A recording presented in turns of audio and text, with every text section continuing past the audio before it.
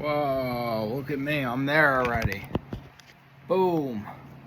And we got the phone so that it doesn't go all haywire. Alright, we've also got this table moved for insanity. So, let's pray over here. Father Yahuwah, your greatness and your glory is all that we bow to. And fill us up with your Ruach HaKodesh, your Holy Spirit. Bring us together.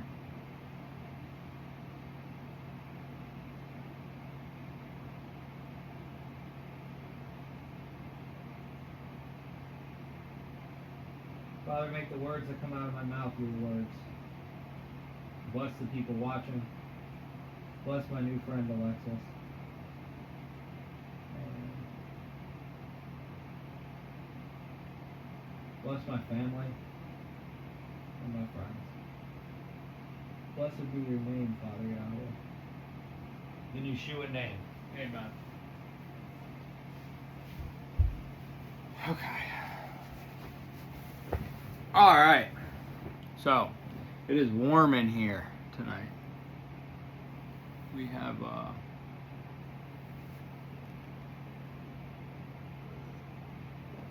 the AC going. It's also late, so we're beyond coffee time, but water, just in case. 25 of Job is a very short chapter. And Bildad the Shuhite answered and said, "Rule and fear belong to him, making peace in his high places. Is there any number to his armies? And on whom does his light not rise? So how could man be righteous before El? Or how could he be flawless, who is born of a woman? See, even the moon does not shine, and the stars have not been flawless in his eyes. How much less man, a maggot, a son of man, and son of man, a worm." Wow, we're back to this maggot and worm thing. Bildad the Shuhite is responding to Job here, who just had 2 chapters after Eliphaz.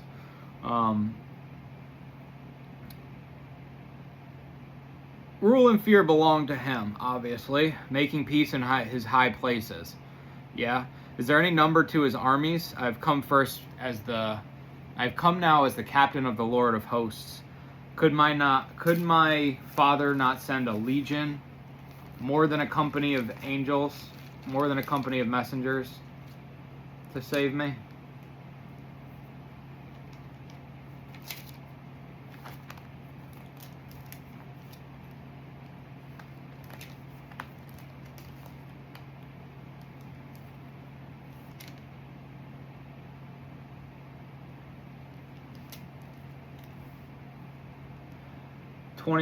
Matthew 26:53. Or do you think that I am not able to pray to my Father now, and he shall provide me with more than 12 legion of messengers?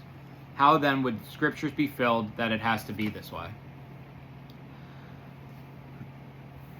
So how could man be righteous before El? Or how could he be flawless, who is born of a woman? We're we're going back to the beginning in this way.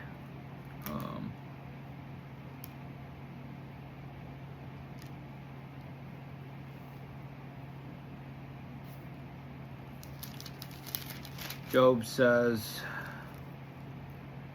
121, "Naked I came from my mother's womb, and naked I return there. Yahweh has given, and Yahweh has taken away. Blessed be the name of Yahweh."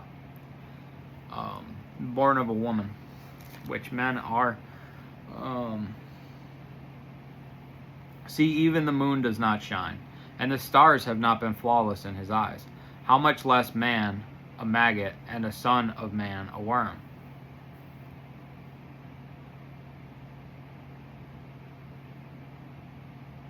The maggot and the worm. Interesting that these are used like that, because I had different translations.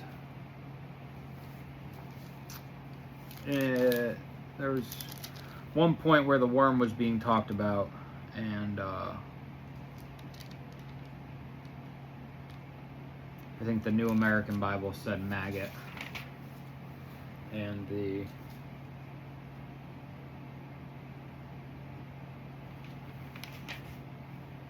scriptures said worm.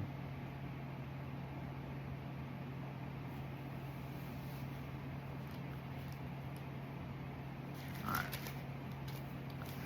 Yeah, I mean,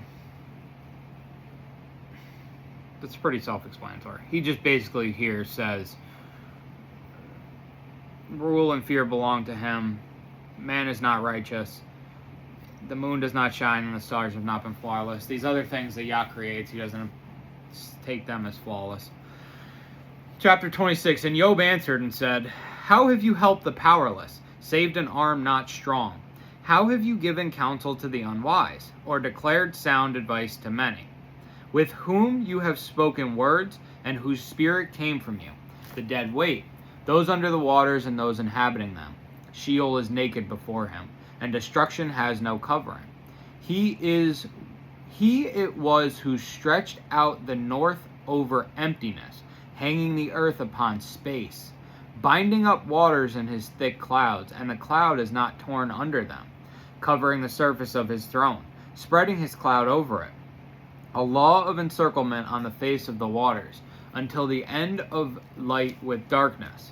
The columns of the heaven tremble, and are stunned at his reproof. By his power he has calmed the sea, and by his understanding he struck down Rahab. By his spirit he adorned the heavens, his hand whirled the fleeing serpent. See, these are the fringes of his ways, and how little a matter is heard of him, and who understands the thunder of his power?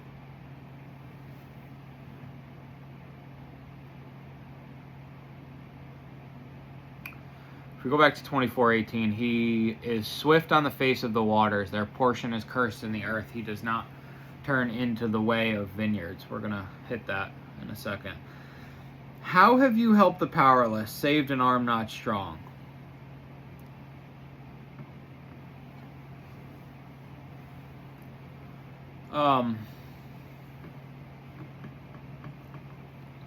This is interesting, because he's kind of like, all your talk is not helping me. He's like, you're supposed to be helping me, and you're just making known what I already know. You know what I mean?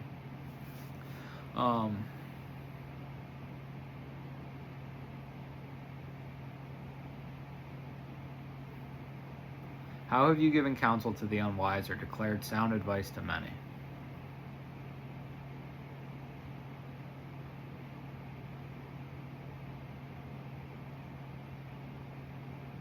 Yeah, pretty much the same thing. With whom have you spoken words, and whose spirit came from you?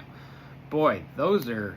He just escalates there in the strength of his rebuke. The dead wait, those under the waters are inhabiting them.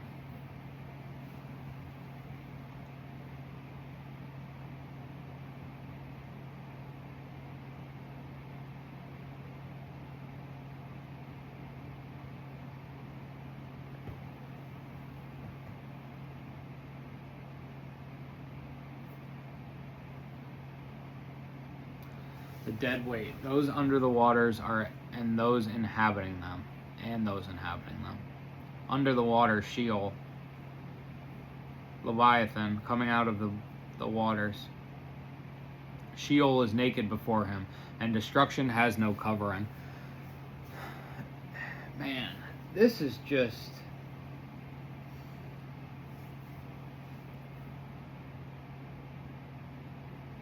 I don't want to make it sound like this is so deep and poetic, but this is kind of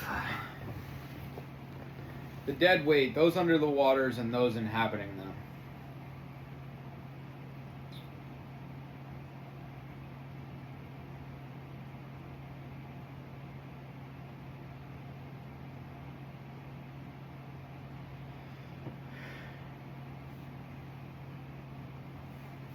Sheol is naked before him, and destruction has no covering.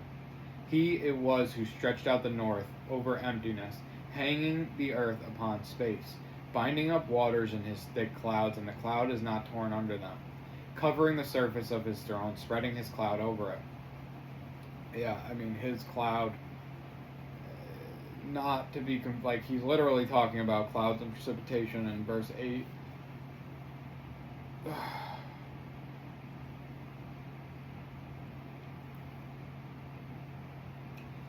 The surface of his throne I shall send my messenger as a cloud before you. He dwells in the dwelling place as a cloud. I mean, this is clearly his cloud. You know what I mean?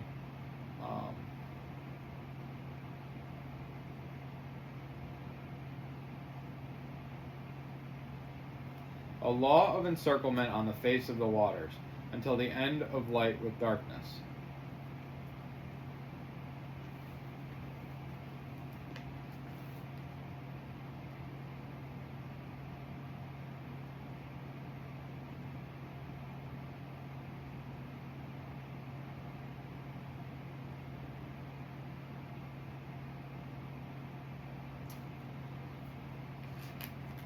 In 24:18, he's talking about the troubled. A law of encirclement on the face of the waters, until the end of light with darkness. How is this said elsewhere? As the boundary of light and darkness. He has marked out a circle on the surface of the deep as the boundary of light and darkness. Okay. Under the waters, a law of encirclement. He marks out the horizon on the surface of the waters. He makes a boundary between light and darkness. Wow. See, that paints a totally different picture, because there's a law of encirclement on the face of the waters until the end of light with darkness. He's marked out a circle on the surface of the deep as the boundary of light and darkness. This is almost like Job saying flat earth is not a thing. Because where does he say about space? Hanging the earth upon space. Like, that's what they called it. Over nothing at all. Northern sky over empty space, suspending the earth upon nothing. Wow.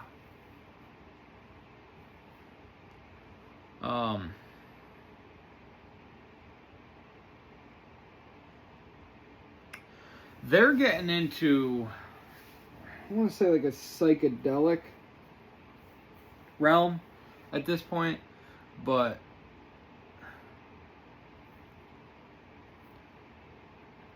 and I also don't want to call it like outer space, man, but like they've gone through the depths and the heights of heaven and Sheol. They've touched a lot on the physical and the pains and the analogies to the physical. And so they're going to the physical representations of the heights and depths at this point. Which is interesting, because they're almost scaling into the realm of containment within the spiritual realm. The columns of the heavens tremble and are stunned at his reproof. By his power he has calmed the sea, and by his understanding he struck down Rahab.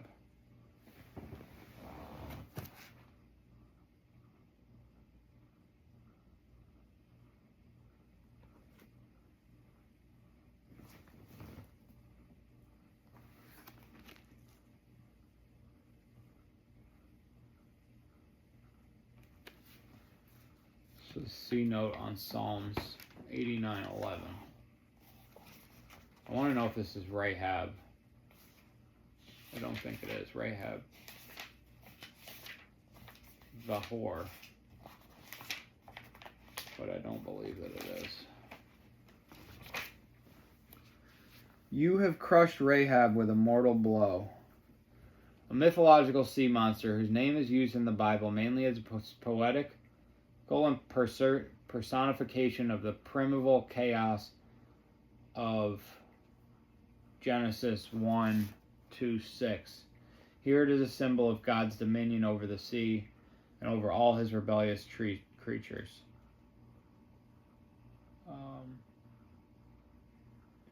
Job 9:13. Which, is that not Leviathan?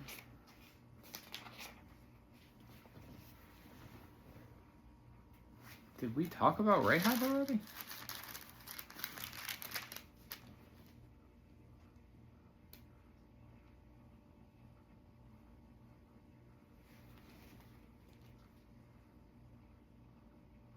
He is God and he does not relent. The helpers of Rahab bow beneath him. Eloah does not turn back his displeasure. The helpers of pride stoop under him. Interesting. Let's see what the Jehovah's Witness says.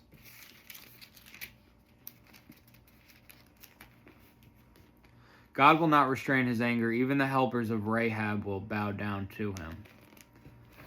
And I've got an A and an asterisk. Possibly a great sea monster. I've got a Deuteronomy 32:4. Let's see.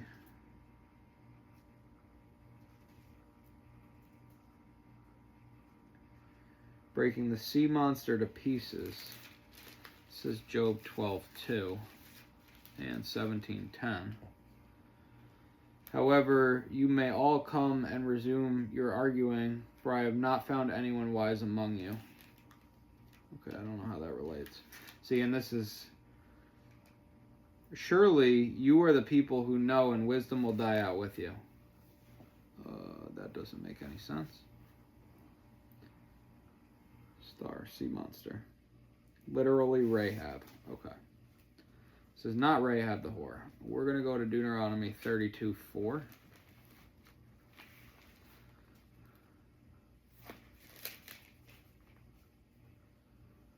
The rock, perfect is his activity, for all his ways are justice. A God of faithfulness who is never unjust, righteous and upright is he. Okay. Psalm 143, 1 and 2, and Romans 3. I know that Romans 3 ain't talking about 143, 1 and 2. So let's see if these are just...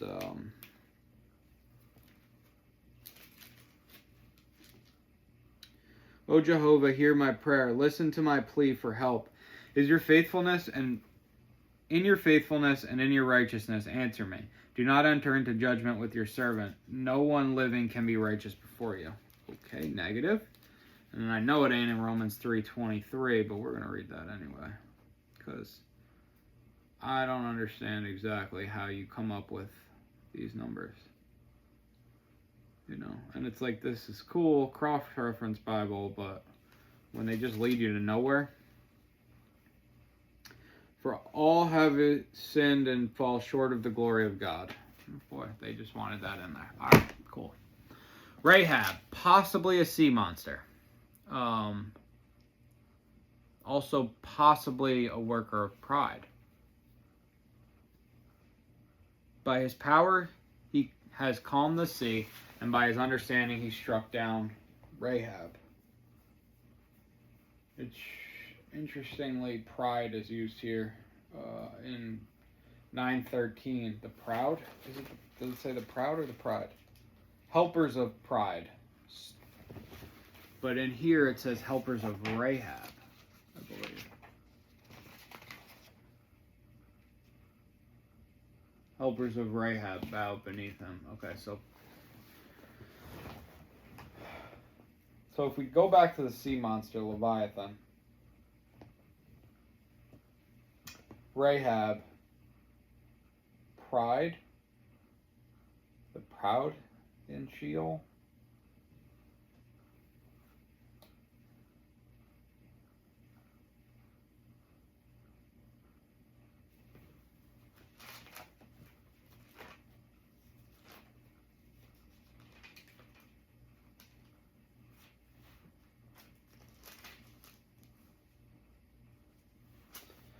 Slaughter place was of wood, 3 cubits high, and its length 2 cubits, and its corners and its length and its sides were of wood. And he said to me, this is the table that is before Yahweh. And the Hakal in the set-apart place has 2 doors. Each of the doors had 2 panels. 2 folding panels, 2 panels for one door, and 2 panels for the other door. And cherubim and palm trees were carved on the door of the Hakal, like those carved on the walls. And thick wood was on the front of the porch outside. Leviathan and Rahab, they're guardians. They're fallen angels in the depths of Sheol.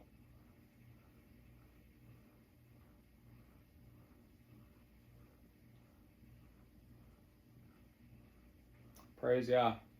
Praise Yahweh. Praise be to Yahweh Elohim of the heavens and the earth. Okay. Wow. Thank you, Father. Oh. Father, there is greatness and glory in you and within you and among you. Do not let me stumble. Do not let me stumble outside of you. In Yeshua's name, amen.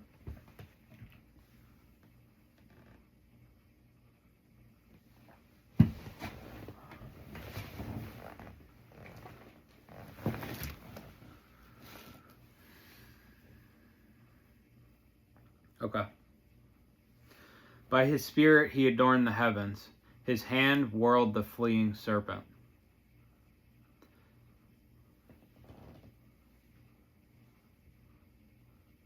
Then he hurls lightning against, with his angry breath he scatters the waters. His hand pierces the fugitive dragon as from his hand it strives to flee.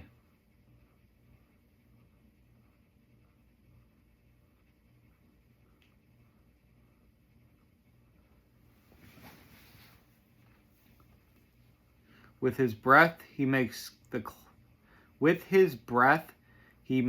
skies clear. His hand pierces the elusive serpent. His hand whirled the fleeing serpent. He hurls. His hand pierces the fleeing serpent. Wow.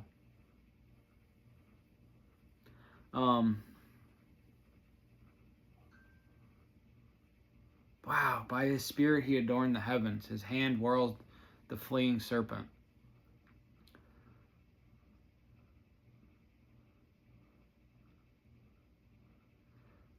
See, these are the fringes of his ways, and how little a matter is heard of him. Okay, so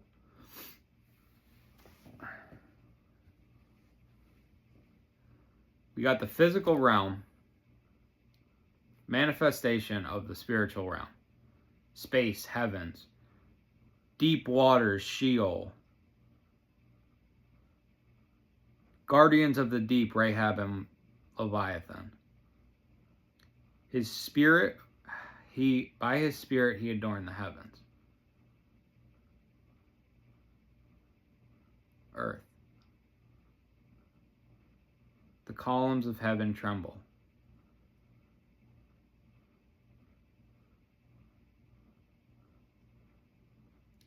Have you helped the powerless, saved an arm not strong? How have you given counsel to the unwise, or declared sound advice to many? With whom have you spoken words, and whose spirit came from you? By his spirit he adorned the heavens.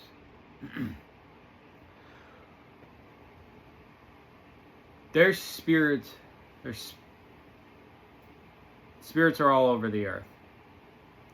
Everywhere you go. In and out. In and out. In and out they go. Up, down.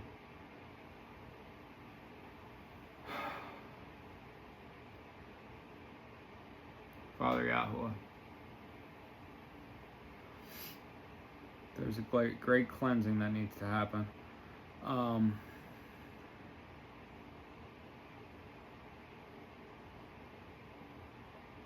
By his spirit he adorned the heavens. His spirit is in the heavens. His hand whirled the fleeing serpent. See, these are the fringes of his ways.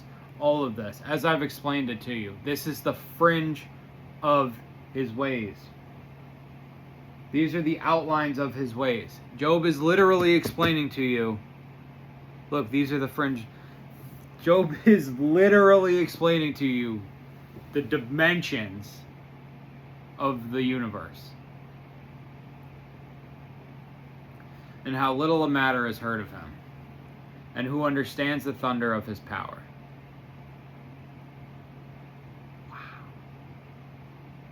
how little a matter is heard of him.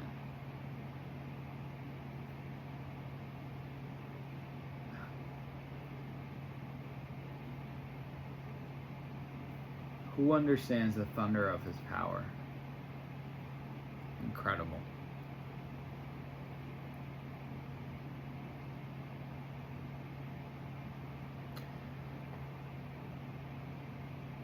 All of this, chapter 26, all of this is God's creation. Yahweh's a outlined image, as it says in the American Bible, the New American Bible, an outlined image of Yahweh's creation. The entirety of Yahweh's creation. This is an outlined image. How little we know about his creation, and who understands the thunder of his power. Wow.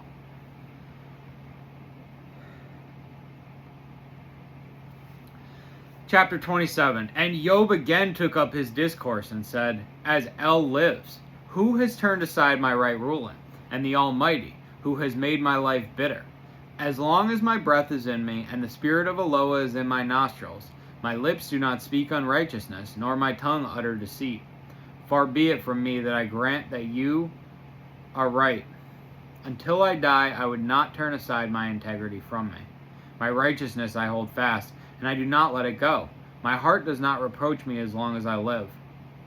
Let my enemy be like the wrongdoer, and he who rises up against me like the unrighteous. For what is the expectancy of the defiled one when he does cut off, when Eloah takes away his life? Would El hear his cry when distress comes upon him? Would he delight himself in the Almighty, call on Eloah at all times?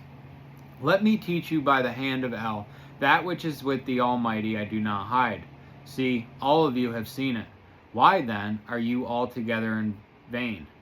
This is the portion of a wrong man with El, and the inheritance of cruel ones, which they receive from the Almighty. If his children are increased, it is for the sword, and his offspring shall not have enough to eat. Those who remain of him are buried in death, and their widows do not weep. Though he heaps up silver like dust, and lays up garments like clay. He lays up, but the righteous puts it on, and the innocent divides the silver. He built his house like a moth, like a shelter which a watchman made. He lies down, a rich man, but he is not gathered. When he opens his eyes, it is no more. Alarms overtake him like a flood. A storm wind shall steal him away in the night. The east wind takes him away, and he is gone. For it sweeps him from his place, and it hurls itself against him, and does not spare. He swiftly flees from its power. It claps its hands at him, and it hisses him out of his place. Okay, let's break this down. I'm almost a little afraid to break this down.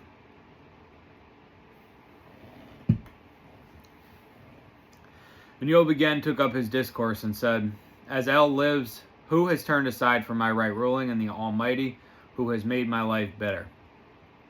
As El lives, who has turned aside my right ruling, and the Almighty, who has made my life bitter?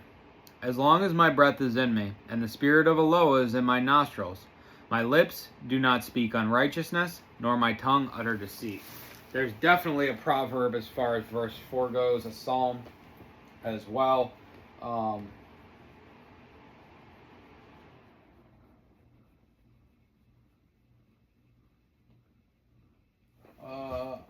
am going to go get my other phone because I want to look this up, but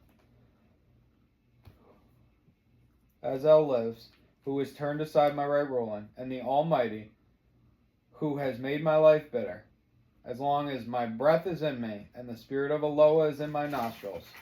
We all know Genesis 2:7. And Yahweh Elohim formed the man out of dust from the ground, and breathed into his nostrils breath of lives, and the man became a living being. We know Ezekiel as well. Ezekiel 37. We're going to cook on John 21. Oh, that's 1 John. John 20:22. And having said this, he breathed on them and said to them, receive the set-apart Spirit.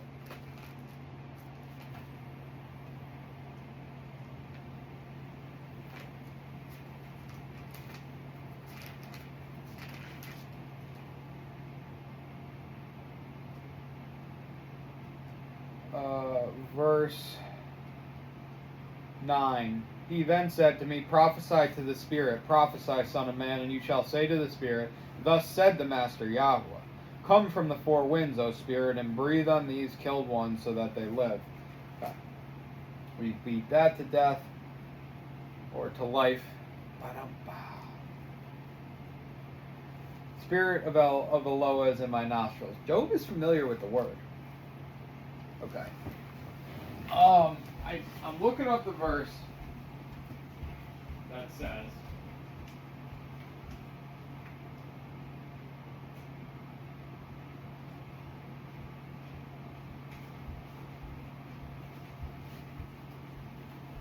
no, it is not the one that says nothing.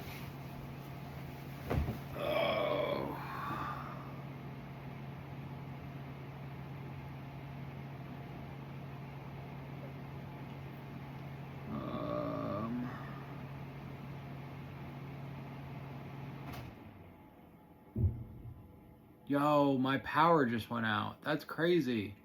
You guys are seeing this live.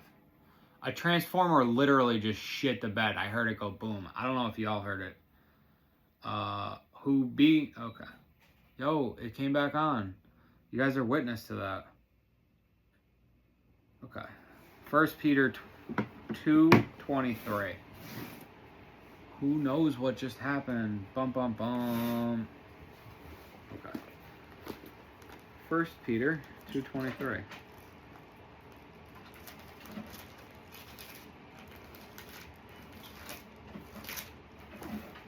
I'm surprised it came on. I just heard the freaking transformer smoke. That was weird. I'm going to go back and actually watch. Okay. 1 Peter 2:21 we're going to start at. For to this you were called, because Messiah also suffered for us, leaving us an example that you should follow his steps, who committed no sin, nor was deceit found in his mouth, who being reviled did not revile in return, suffering did not threaten, but committed himself to him who judges righteously, who himself bore our sins in his body on the timber, so that we, having died to our sins, might live unto righteousness, by whose stripes you were healed. For you were like sheep going astray, but have now returned to the shepherd and overseer of your beings. So Isaiah, he pretty much just read Isaiah 53 to. He pretty much just wrote it to the congregation that he's writing to. Who is he writing to? The chosen strangers of the dispersion in Pontus, Galatia, Cappadocia, Asia, and Bithynia. He's writing to several congregations here. He writes the same letter to all of them? Like, I know he didn't just, print it out a couple times. So, since clearly what we're looking for is Isaiah 53, we're going to go to Isaiah 53. Obviously, if I'm reading from the New Testament, we're talking about Yeshua HaMashiach. Also obvious, it should be that if we're reading Isaiah 53, we're talking about Yeshua HaMashiach. So let's read it. So, who has believed our report? This is my workout video, because for whatever reason... You have to go for it, you have to max out. This is max out sweat. So my goal really for you is to sweat as much as possible. Like, just kind of remember what you went through to get to month 2. As the power went off and on, I've never seen the TV turn on, even though the TV was clearly not on, because you guys were all my witness. So I praise Yahweh.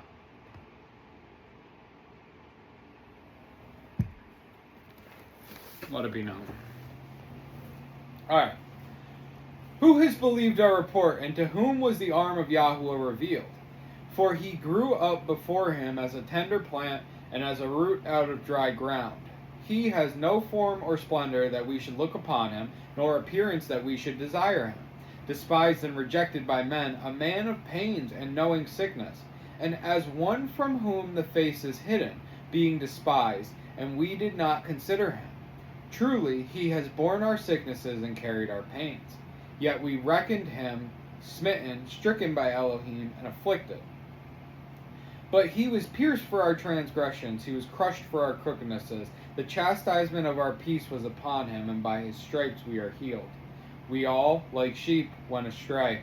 Each one of us has turned to his own way. And Yahweh has laid on him the crookedness of us all. He was oppressed, and he was afflicted, but he did not open his mouth. He was led as a lamb to the slaughter, and as a sheep before its shearers is silent, but he did not open his mouth. He was taken from prison and from judgment. And as for his generation, who considered that he shall be cut off from the land of the living?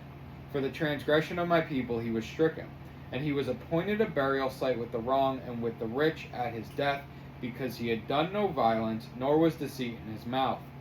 But Yahweh was pleased to crush him. He laid sickness on him, that when he made himself an offering for guilt, he would see his seed. He would prolong his days, and the pleasure of Yahweh prosper in his hand. He would see the result of the suffering of his life and be satisfied. Through his knowledge, my righteous servant makes many righteous, and he bears their crookednesses. Therefore I give him a portion among the great, and he divides the spoil with the strong, because he poured out his being unto death. And he was counted with the transgressors, and he bore the sin of many, and made intercession for the transgressors. So, this is what we were looking for this whole time, because he had done no violence, nor was deceit in his mouth. And let's go back to Job. Where is the verse in question? My lips do not speak unrighteous, nor my tongue utter deceit. That is the quality of a righteous man. These are qualities of the Messiah at this point. So yeah, I don't know how much clearer the prophecy of Messiah and Peter giving the witness to the fulfillment of Messiah. So beautiful. Love your neighbor. Love your neighbor. Too many people do not. And it's like, it's not even about the love for them, that you have to like go out of your way to give them cookies and stuff, but it's about the fact that you don't go out of your way to impose on them. Love your neighbor as yourself. For this you were called, because Messiah also suffered, leaving us an example that you should follow his steps, who committed no sin, nor was deceit found in his mouth.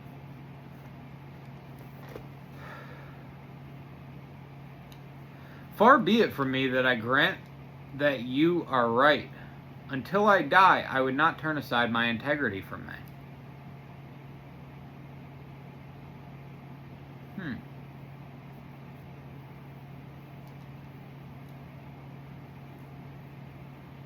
I know you're wrong.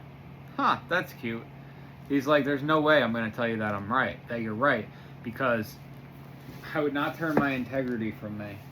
My justice I maintain, and I will not relinquish it. My heart does not reproach me for any of my days. So, where was it? It was almost taking a plea. Even today my complaint is bitter, my hand is heavy on account of my groaning. If only I knew where to find him, I would come to his dwelling place. I would present my case before him and fill my mouth with proofs. I would know the words which he would answer me and understand what he would say to me. Would he contend with me in great power? No, but he would pay attention to me. There the upright might reason with him, and I would go safe forever from my judge. See, I go forward, but he is not, and backward, but I do not perceive him. To the left where he is working, but I do not see. He turns to the right, but I do not see. For he knows the way that I take when he has tried me. I would come forth as gold. My foot has held fast to his steps. I have guarded his way, and did not turn aside. I have not strayed from the command of his lips. I have treasured the words of his mouth more than my own law. But he is one, and who does turn him? And he does whatever his being has desired. For he makes complete my law, and many like these are with him. Therefore I am troubled at his presence. I consider, and I am afraid of him. For El has made me faint-hearted, and the Almighty has alarmed me, because I was not cut off before darkness, and from my face he has covered the thick darkness.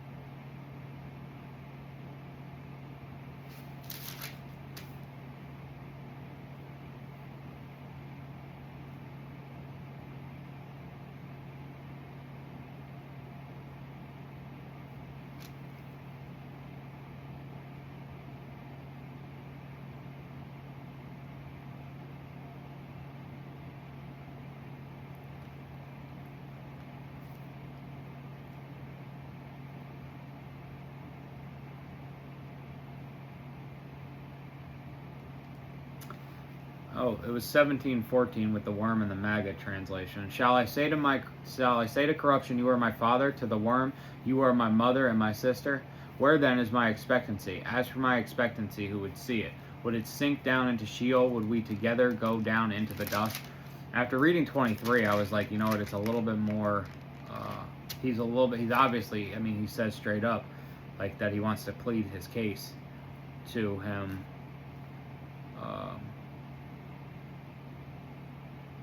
basically before the judge. He wants to plead his case before the judge. So after I read that, I kind of went back and I was like, maybe it was a little bit earlier, and I think it was 17. I could go back and look, but there definitely was one where he sounded like he was, trying to take a guilty plea, or maybe he just was refuting the fact that he would take a guilty plea. I'm not exactly sure. But basically here he's saying, until I die, I'm not exactly sure, I should remember it, but I've said a lot of it. These are very long videos.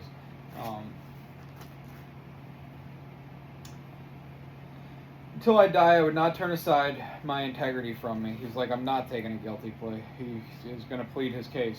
My righteousness I hold fast, and I do not let it go. My heart does not reproach me as long as I live. And that right there is a tough statement, because how much stuff is buried in your heart that you haven't been able to express. Maybe those people aren't any longer here. You don't have access to those people anymore. I was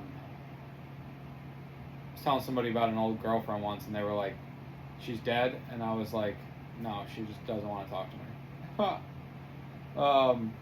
And so, but even like, parents, friends, brothers, that thing that your boss told you to do that you knew was not right and you didn't speak up, that time that the teacher couldn't read your handwriting and she gave you an F. It's like, my heart does not reproach me as long as I live. And I mentioned about the 12 tribes going to the gathering. I even brought it up in the talk with Hushai, and another talk with Hushai. And expressing your heart, man, like, to truly, honestly express oneself is very difficult, says Bruce Lee.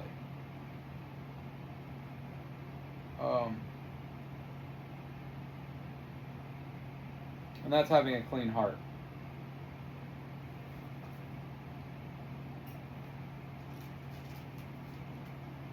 Where does he say it?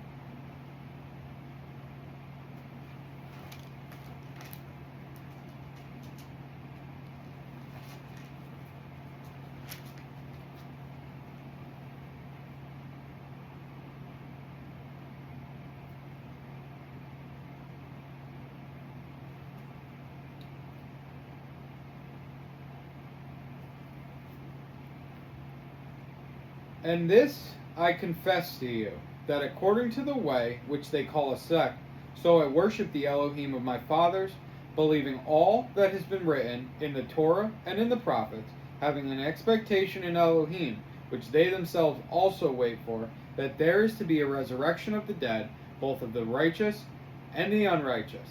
And in this I exercise myself, to have a clear conscience toward men, toward Elohim and men always. Paul is so love God and then love your neighbor, and I read that backwards. I mess that up a lot. I love my neighbor and then I love God.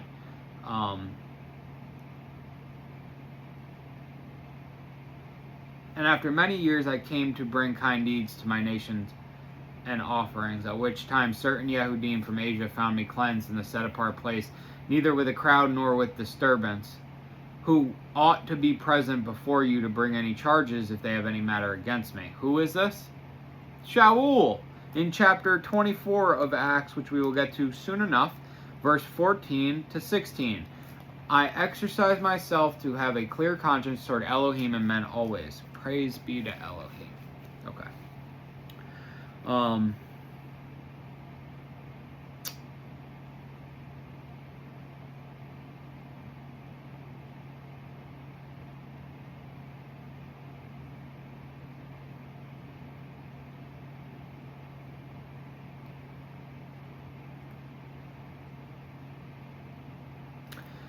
Verse 7. Let my enemy be like the wrongdoer, and he who rises up against me like the unrighteous. For what is the expectancy of the defiled one when he does cut off, when Eloah takes away his life?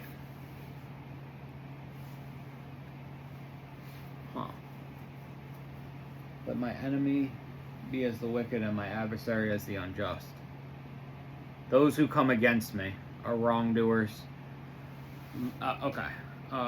This is I want to say a prayer, but I don't even know what to call these statements. But there should definitely be a word in the English language. It's basically like saying, what he is saying here is, anybody who is my enemy shall be considered a wrongdoer, and anyone who rises up against me should be considered unrighteous. And I don't know what this type of statement is called, because the way this is worded, let my enemy be like the wrongdoer, and he who rises up against me like the unrighteous. It's very difficult to understand, but that is the context that it's written in, is that one who is my enemy shall be considered, called, dubbed, deemed a wrongdoer, and he who rises up against me should be called unrighteous.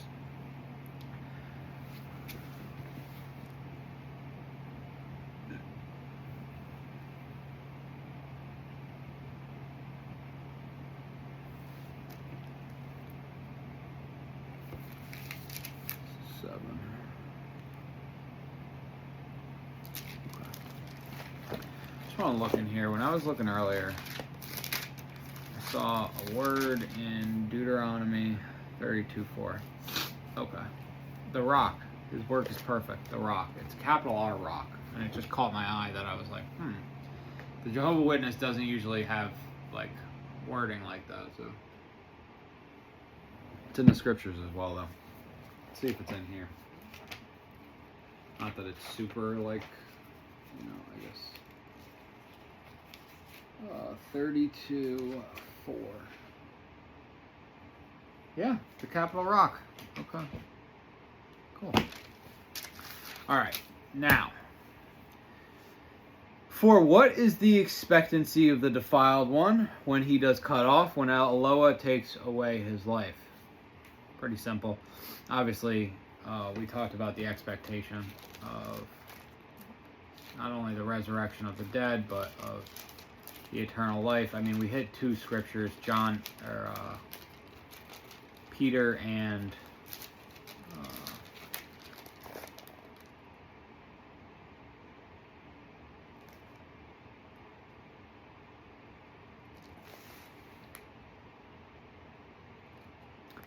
so that we, having died to our sins, might live unto righteousness. 1 Peter 2:24. And then also where we were in Acts.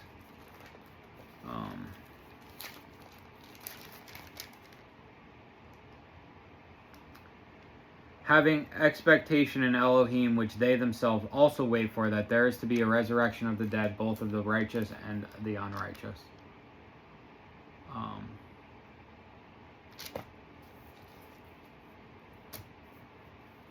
What is the expectancy of the defiled one? When he does cut off, when Eloah takes away his life.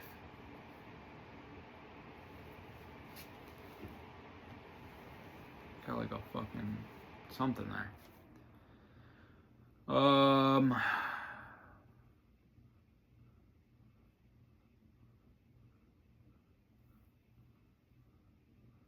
Would El hear his cry when distress comes upon him? It's rhetorical, I'm sure. Would he delight himself in the Almighty? Call on Eloah at all times? No. A defiled one would not do this. Okay. This is also without the expectation of the resurrection of the dead, and those who die in their sins die in their sins. So this is Job's expectation for the wrong man.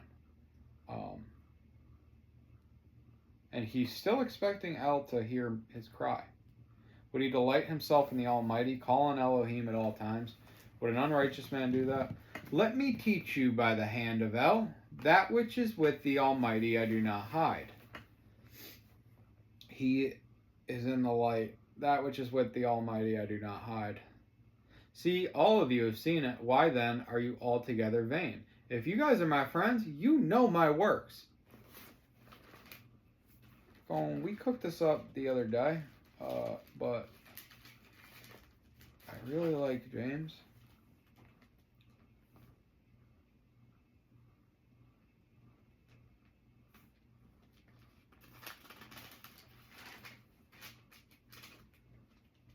James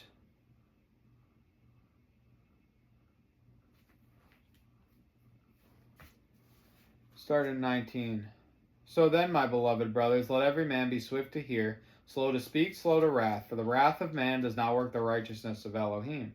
Therefore, put away all filthiness and overflow of evil, and receive with meekness the implanted word, which is able to save lives. And become doers of the word, and not hearers only, deceiving yourselves. Because if anyone is a hearer of the word and not a doer, he is like a man who looks at his natural face in a mirror. For he looks at himself and goes away and immediately forgets what he was like.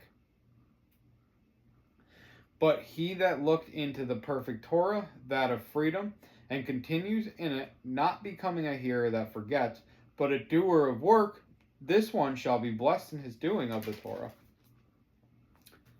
Okay, and then we're going to go to 2:17. So also, belief, if it does not have works, is in itself dead. But someone might say, you have belief and I have works. Show me your belief without your works, and I shall show you my belief by my works. You believe that Elohim is one, you do well. The demons also believe and shudder. But do you wish to know, O foolish man, that the belief without works is dead? Was not Abraham our father declared right by his works when he offered Yitzchak his son on the slaughter place? Do you see that the belief was working with his works, and by the works the belief was perfected? And the scripture was filled which says, Abraham believed Elohim, and it was reckoned to him for righteousness. And he called him, he who loves Elohim. You see then that a man is declared right by works, and not by belief alone.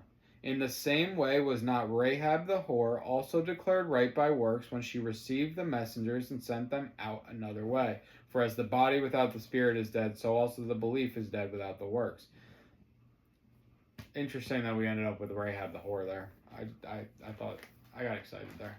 I'm not gonna lie. Spelled the same way. So, see, all of you have seen it.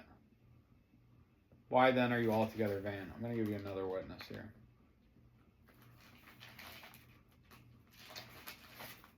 And I want to say,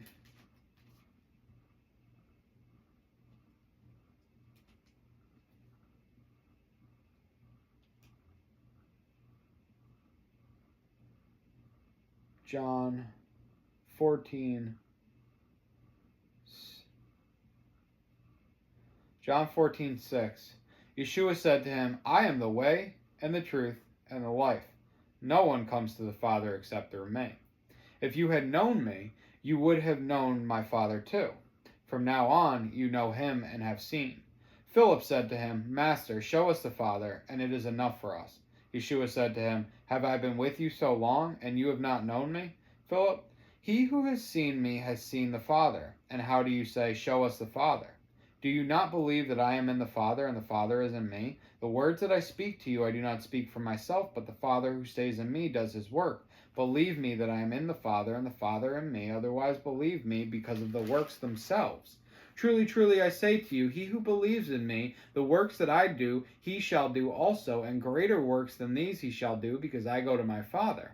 And whatever you ask in my name, that I shall do, in order that the Father might be esteemed in the Son. If you ask whatever in my name, I shall do it. If you love me, you shall guard my commands.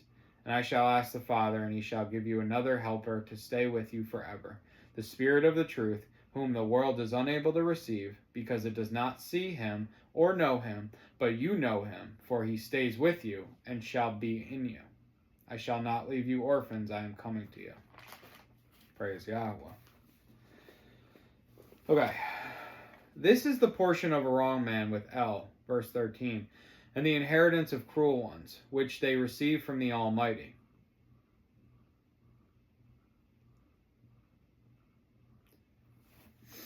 If his children are increased, it is for the sword, and his offspring shall not have enough to eat. So this is I've got a colon here. So shall be for the sword. Ooh. The children of the wrong are only born to be killed by Yahweh, and his offspring shall not have enough to eat. Wow. Starve him out. Those who remain of him are buried in death, and their widows do not weep. Buried in death. We all know that we're buried in death, laid in a tomb, and in the grave. So, this is talking about the death, like the spiritual death. Though he heaps up silver like dust and lays up garments like clay, he lays up, but the righteous put it on, and the innocent divides the silver. He knows the expectation of Yahweh. He knows it. He knows. This man has so much faith.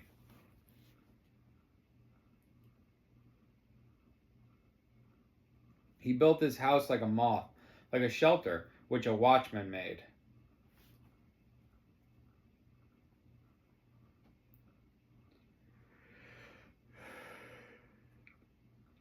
He lies down, a rich man, but he is not gathered. When he opens his eyes, it is no more. Alarms overtake him like a flood. A storm wind shall steal him away in the night.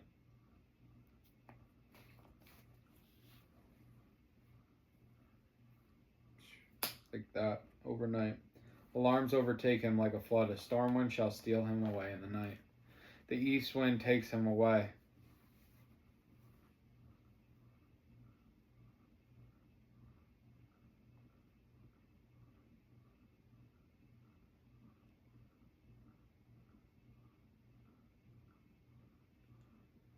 Gathered to his people comes to mind.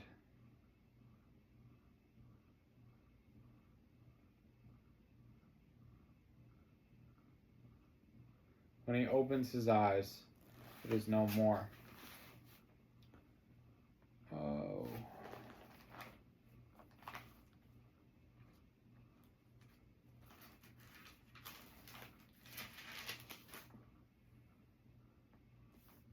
Okay.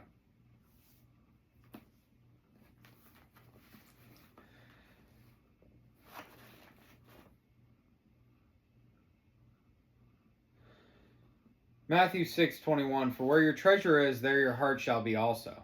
The lamp of the body is the eye. If therefore your eye is good, all your body shall be enlightened. But if your eye is evil, all your body shall be darkened. If then the light that is within you is darkness, how great is that darkness? No one is able to serve two masters, for either he shall hate the one and love the other, or else he shall cleave to the one and despise the other. You are not able to serve Elohim and Mammon. Because of this I say to you, do not worry about your life, what you shall eat or drink, or about your body, what you shall put on. Is not life more than the food, and the body more than the clothing? When he opens his eyes, it is no more. Alarms overtake him like a flood. Oh.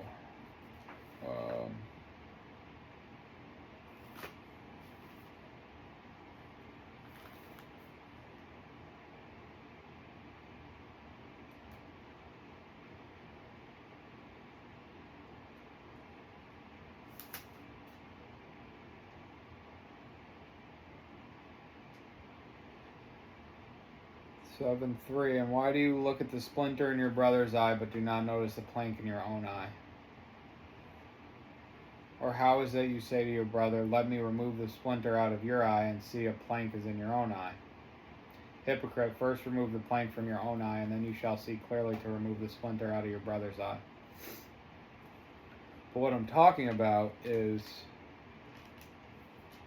eyes to see and ears to hear.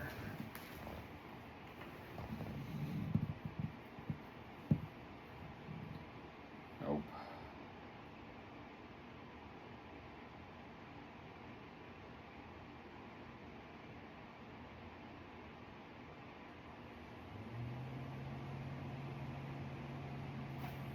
New Testament. Mark 8:18. Having eyes do you not see?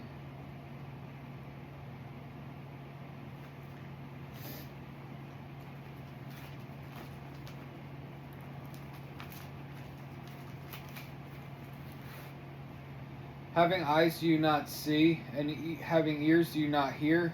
And do you not remember when I broke the 5 loaves for the 5,000? How many baskets filled with broken pieces did you pick up? They said to him, 12.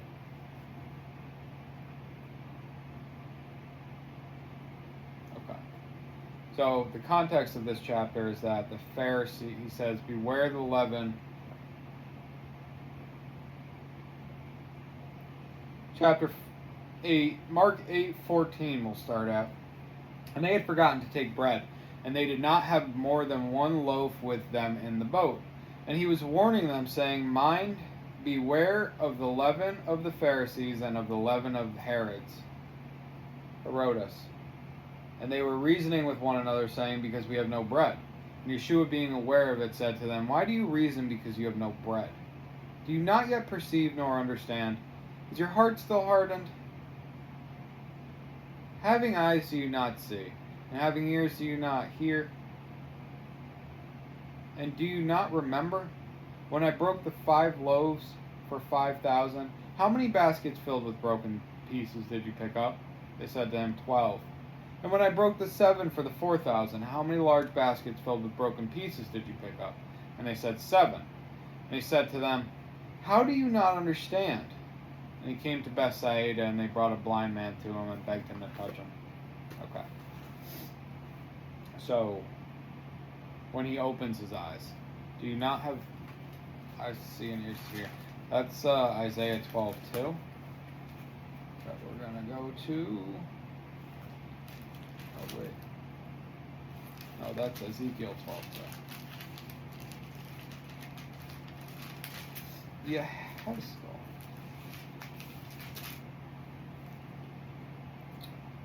Let's start at 1. And the word of Yahweh came to me, saying, Son of man, you are dwelling in the midst of a rebellious house. They have eyes to see, but they have not seen. They have ears to hear, but they have not heard, for they are a rebellious house. Therefore, son of man, prepare your baggage for exile, and go into exile by day before their eyes. And you shall go from your place into exile to another place before their eyes. It could be that they see, though they are a rebellious house. And you shall bring out your baggage for exile before their eyes by day, and at evening go before their eyes like those who go into exile. Dig through the wall before their eyes, and you shall bring them out through it. Take them on your shoulders and bring them out at dark before their eyes. Cover your face so that you do not see the land, for I have made you a sign to the house of Israel. So I did as I was commanded. I brought out the baggage for exile by day, and at evening I dug through the wall with my hand. I brought them out at dark, and I took them on my shoulder before their eyes. And in the morning the word of Yahweh came to me, saying, Son of man, did not the house of Israel, the rebellious house, say to you, What are you doing? Say to them, Thus said the Master, This is the message to the prince in Jerusalem and all the house of Israel who are in their midst. Say, I am a sign to you. As I have done, so it is done to them. They are to go into exile, into captivity. And the prince who is in their midst is to bear his baggage on his shoulder at dark and go out.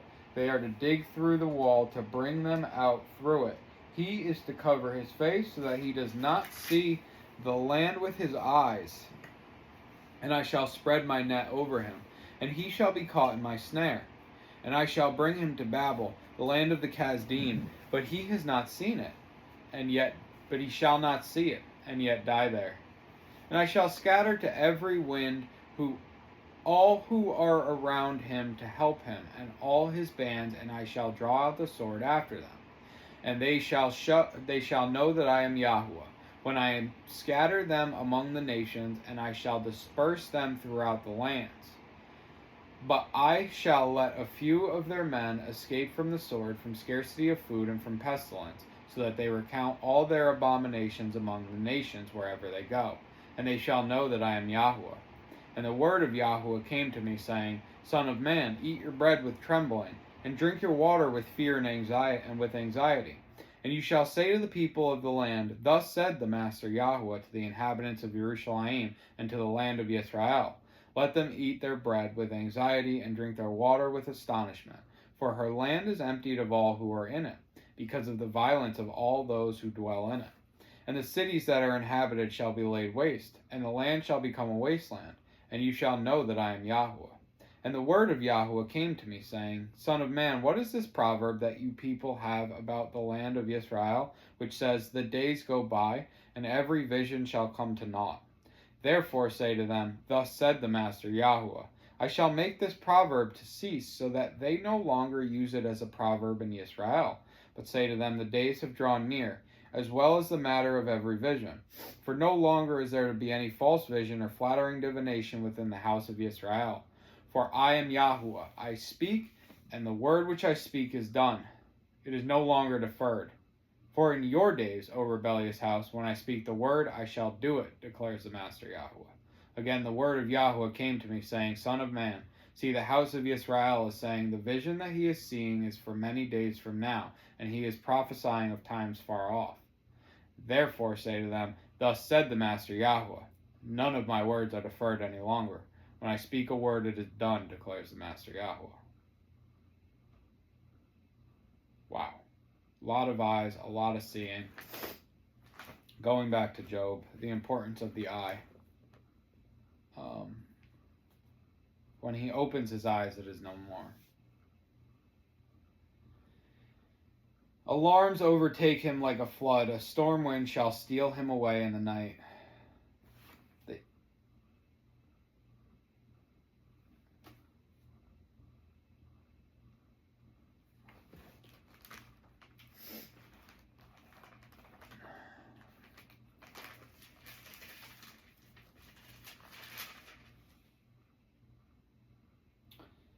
John 3:4. Nicodemus said to him, How is a man able to be born when he is old? Is he able to enter into his mother's womb a second time and be born? Yeshua answered, Truly, truly, I say to you, unless one is born of water and the Spirit, he is unable to enter into the reign of Elohim. That which has been born of the flesh is flesh, and that which has been born of the Spirit is spirit. Do not marvel that I said to you, You have to be born from above. The wind blows where it wishes, and you hear the sound of it, but do not know where it comes from and where it goes. So is everyone who has been born of the Spirit. Nicodemus answered and said to him, How is it possible for this to take place? Yeshua answered and said to him, Are you the teacher of Israel and do not know this? Truly, truly, I say to you, we speak what we know and witness what we have seen, and you do not receive our witness. If you do not believe when I spoke to you about earthly matters, how are you going to believe when I speak to you about the heavenly matters? And no one has gone up into the heaven except he who came down from the heaven, the Son of Man. Okay. The east wind takes him away, and he is gone, for it sweeps him from his place. And it hurls itself against him and does not spare. He swiftly flees from its power. It claps its hands at him, and it hisses him out of his place. The wind. The wind.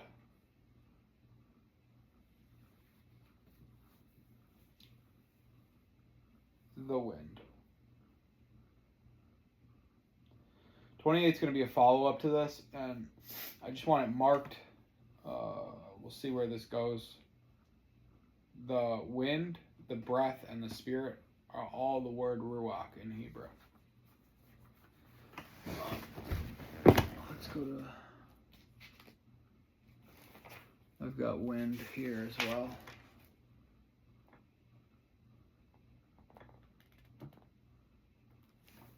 This says the tempest. Oh, this just ends it. Verse 22.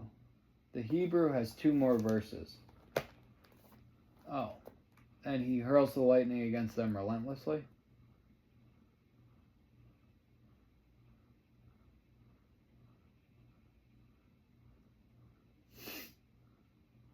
I don't... This makes no sense. The way they do this. Storm snatches him away by night, and east wind will carry him off. Will hurl him away without pity. Claps his hands, hits him out of its place. Okay. Yeah.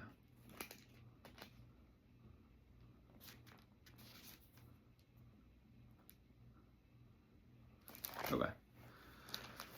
We're in Acts 12 today. And we got 13 tomorrow.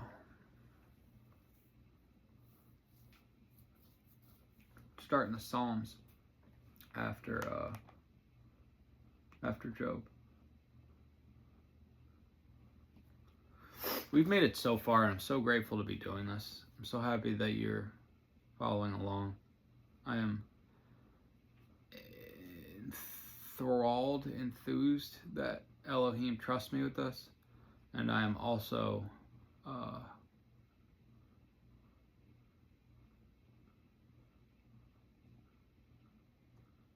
ecstatic and grateful that you are taking in this knowledge and this wisdom. Job is a very full book, and yeah. All right. So we are going to read Acts chapter 12.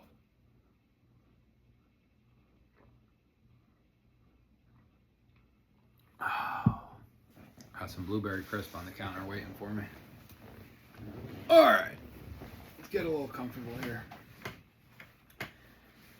And about that time, Herodes the sovereign put forth his hand to do evil to some from the assembly.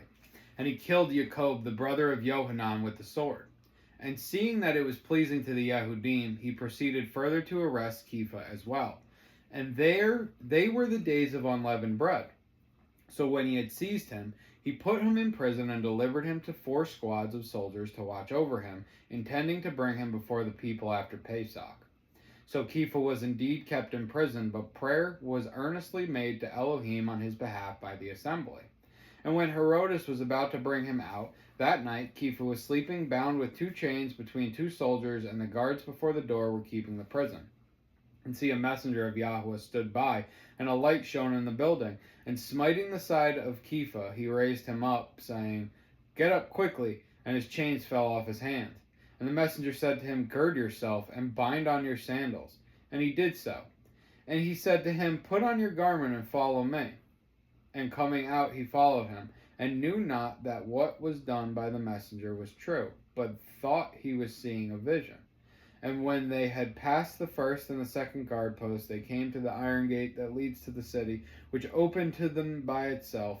And they went out and went down one street, and the messenger instantly withdrew from him.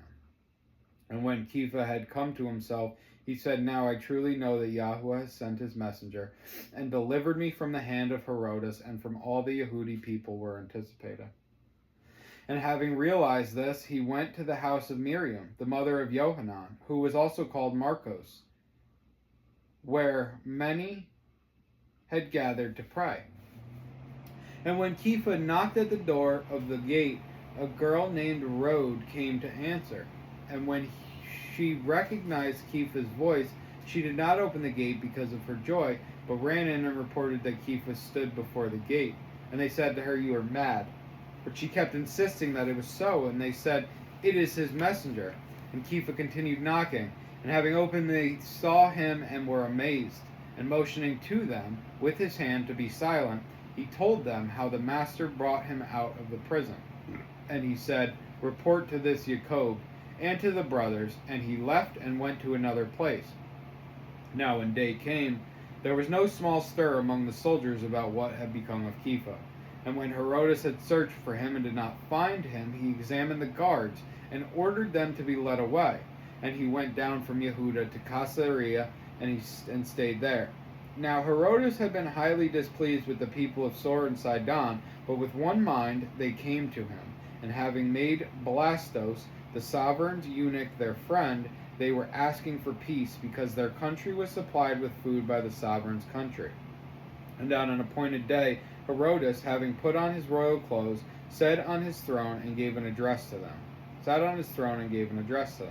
And the people kept shouting, The voice of a mighty one and not of a man.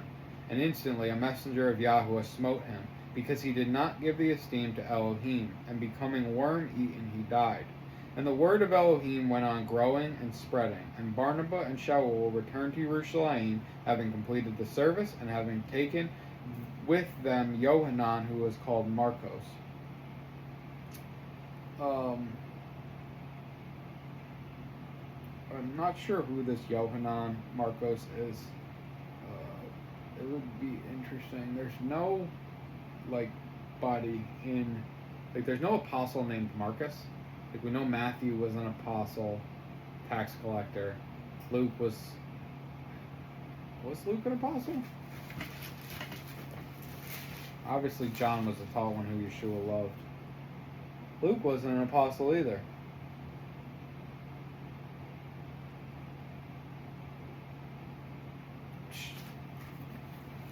Got me. Where'd Luke come from? Luke's like some sort of scholar. And he is supposedly the writer of Acts as well. Alright.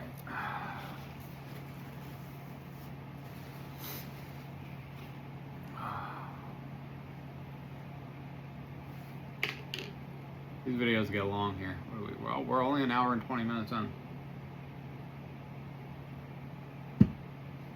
Okay. Yeah.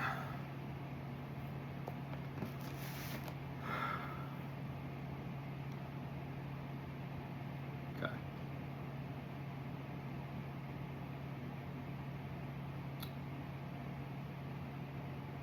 Peter. Okay. So I'm trying to figure out where they are at this point. I've argued this matter with others. I guess they're in Yehuda, which I don't know where it is and what the climate's like here, but he was just... So the taught ones, each according to his ability, decided to send relief to the brothers dwelling in Yehuda. That's 1129. They also did and sent it to the elders by the hands of Barnabas and Shaul, helping others. And about that time, Herodes the sovereign put forth his hands to do evil to some from the assembly. and he killed Jacob, the brother of Johanan, with the sword.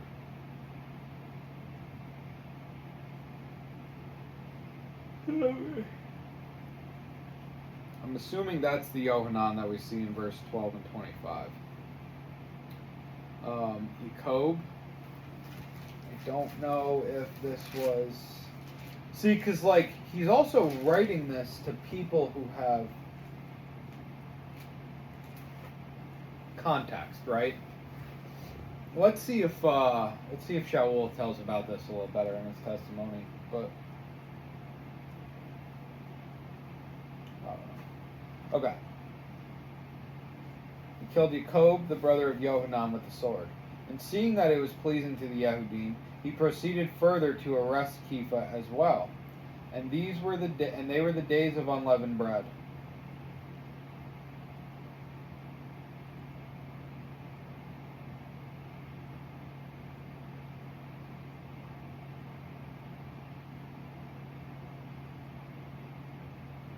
Okay. So, to do evil to some from the assembly. That's his intention. Put forth his hands to do evil to some from the assembly. No reason. Probably political gain. He's in Yehuda. He's probably just trying to get loyalty from the Jews, and he's like, hey, you don't like these messianists, right? I'll kill them for you. And so he kills the one, and seeing that it was pleasing to the Yehudim, he proceeded further to arrest Kepha as well, knowing that Kepha's the man. And I don't think, like, they move about the battle space, but I don't see them running necessarily. I imagine it being like he's in the temple every day, and it's like they know where to find him. He's not scared. He just goes, like Peter knows by the time that Yeshua leaves them that he's going to be martyred. He's like, whatever, let's party, bro. I got a job to do for Elohim. I hung out with Yeshua. I have all this authority. I'm bringing people back from the dead. Okay, and here's where this gets tricky. They were the days of unleavened bread.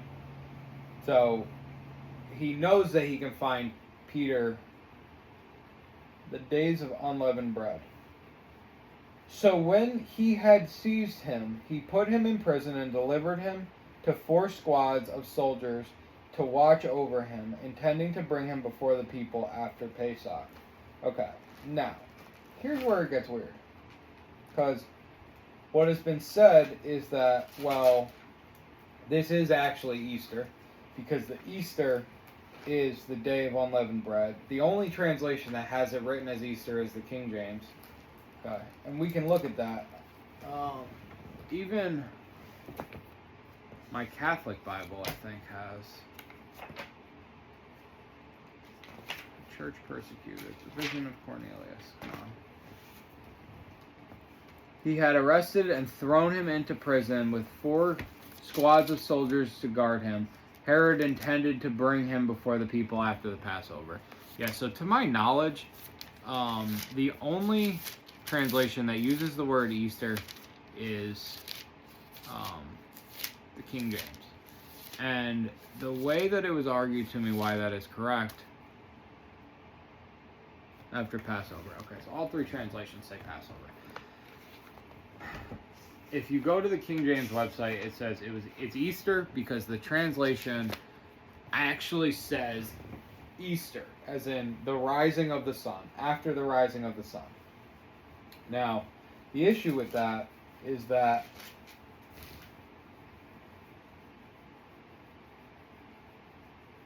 God hates sun worship. Yahweh hates sun worship. He hates sunrise service. He hates worship of the rising sun. The sun rises in the east. You see where I'm going with this? Now, the way that it had been posed to me was that Easter is a Roman holiday that fell at the end of the days of unleavened bread, and therefore Herodes wasn't measuring metric by days of unleavened bread. It just so happened that they were happening and then he's like, all right, we'll kill him after Easter. Here's what gets weird about that. Because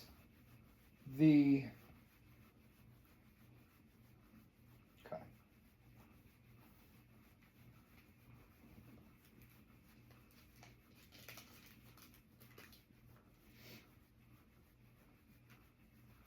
Exodus 12. And Yahweh spoke to Moshe and to Aaron in the land of Mitzrayim, saying, This new moon is the beginning of new moons for you. It is the first new moon of the year for you. Speak to all the congregation of Israel, saying, On the 10th day of this new moon, each one of them is to take for himself a lamb, according to the house of his father, a lamb for a household. And if the household is too small for the lamb, let him and his neighbor next to his house take it according to the number of beings. According to each man's need, you make your count for the lamb. Let the lamb be a perfect one, a year-old male. Take it from the sheep or from the goats, and you shall keep it until the 14th day of the same new moon. Then all the assembly of the congregation of Israel shall slay it between the evenings. And they shall take some of the blood and put it on the 2 doorposts and on the lintel of the houses where they eat it. And they shall eat the flesh on that night, roasted in fire, with unleavened bread, and with bitter herbs they shall eat it. Do not eat it raw nor boiled at all with water, but roasted in fire, its head with its legs and its inward parts. And do not leave of it until morning, and what remains of it until morning you are to burn with fire. And this is how you eat it. Your loins girded, and your sandals on your feet, and your staff in your hand, and you shall eat it in haste. It is the Pesach of Yahweh. And I shall pass through the land of Mitzrayim on that night, and shall strike all the firstborn in the land of Mitzrayim, both man and beast. And on all the mighty ones of Mitzrayim I shall execute judgment. I am Yahweh. And the blood shall be a sign for you on the houses where you are. And when I see the blood, I shall pass over you. And let the plague not come on you to destroy you when I strike the land of Mitzrayim. And this day shall become to you a remembrance, and you shall celebrate it as a festival to Yahweh throughout your generations. Celebrate it as a festival in everlasting law. 7 days you shall eat unleavened bread. Indeed, on the first day you cause your sourdough to cease from your house. For whoever eats leaven from the first day until the 7th day, that being shall be cut off from Israel. And on the first day is a set-apart gathering, and on the 7th day you have a set-apart gathering. No work at all is done on them. Only that which is eaten by every being, that alone is prepared by you. And you shall guard the festival of Matzah, for on the same day I brought your divisions out of the land of Mitzrayim. And you shall guard this day throughout your generations in everlasting law. In the first month, on the 14th day of the new moon, in the evening, you shall eat unleavened bread until the 21st day of the new moon in the evening. For 7 days no sourdough is to be found in your house, for if anyone eats what is leavened, that same being shall be cut off from the congregation of Israel, whether sojourner or native of the land. Do not eat that which is leavened. In all your dwellings you are to eat unleavened bread. Okay. And Moshe called for all the elders of Israel and said, Go out and take lambs for yourselves according to your clans and slay the Pesach. All right. We're going to have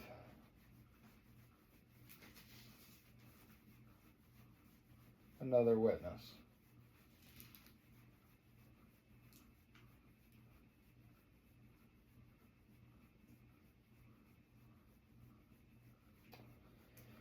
Exodus 13. And Yahweh spoke to Moshe, saying, Set apart to me all the firstborn, the one opening the womb among the children of Israel, among man and among beast, it is mine.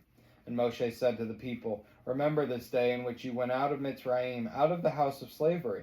For by strength of hand Yahweh brought you out of this place, and whatever is leavened shall not be eaten. Today you are going out in the new moon Abib. And it shall be, when Yahweh brings you into the land of the Canaanites and the Hittites and the Amorites and the Huwites and the Jebusites, which he swore to your fathers to give you, a land flowing with milk and honey, that you shall keep this service in this new moon. 7 days you eat unleavened bread. And on the 7th day is a festival to Yahweh. Unleavened bread is to be eaten the 7 days, and whatever is leavened is not to be seen with you, and sourdough is not to be seen with you within all your borders. And you shall inform your son in that day, saying, It is because of what Yahweh did for me when I came out of Mitzrayim. And it shall be as a sign to you on your hand, and as a reminder between your eyes, that the Torah of Yahweh is to be in your mouth. For with a strong hand Yahweh has brought you out of Mitzrayim. And you shall guard this law at its appointed time from year to year. And it shall be when Yahuwah brings you into the land of the Canaanites, as he swore to your fathers, and gives it to you, that you shall give over to Yahuwah everyone opening the womb, and every firstborn that comes from your livestock. The males belong to Yahuwah. But every firstborn of a donkey you are to ransom with a lamb. And if you do not ransom it, then you shall break its neck. And every firstborn of man among your sons you are to ransom. And it shall be when your sons ask you in time to come, saying, What is this? Then you shall say to him, By strength of hand, Yahuwah brought us out of Mitzrayim, out of the house of bondage. And it came to be, when Pharaoh was too hardened to let us go, that Yahuwah killed every firstborn in the land of Mitzrayim, both the firstborn of man and the firstborn of beast. Therefore I am slaughtering to Yahuwah every male that opens the womb, but every firstborn of my sons I ransom.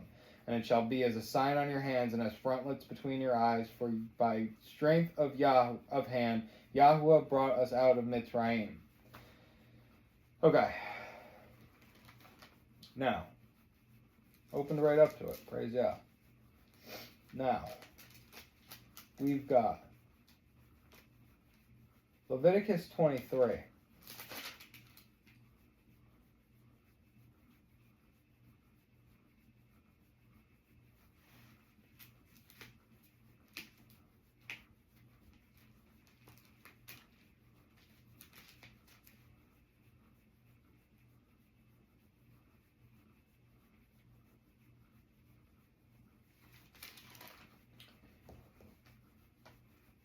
Leviticus 23:4.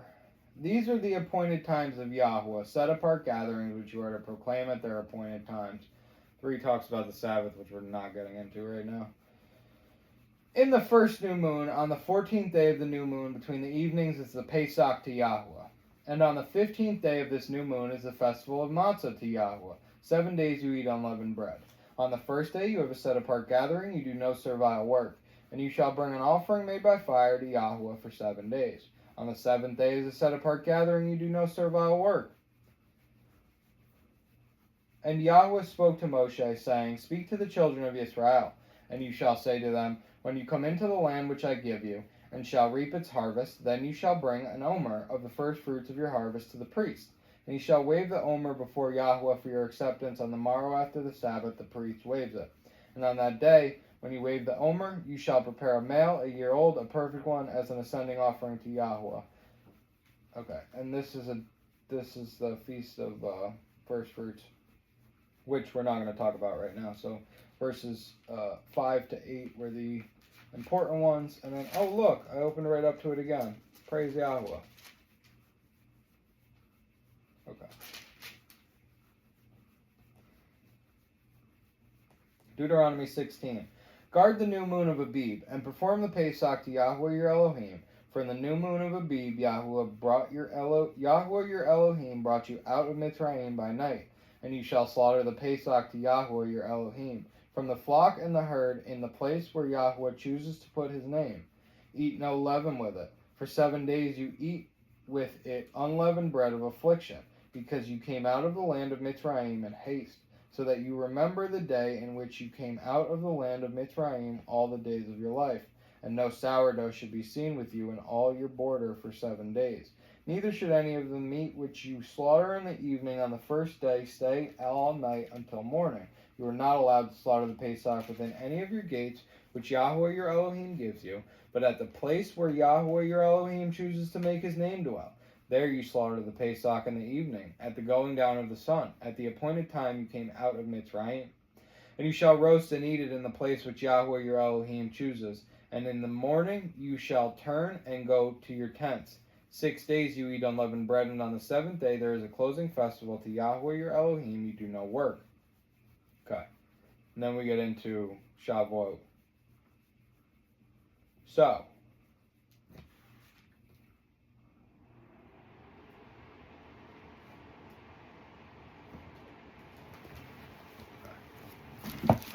why are we doing this, you might ask?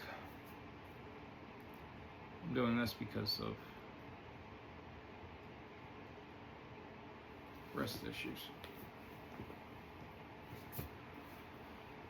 Woo! Okay.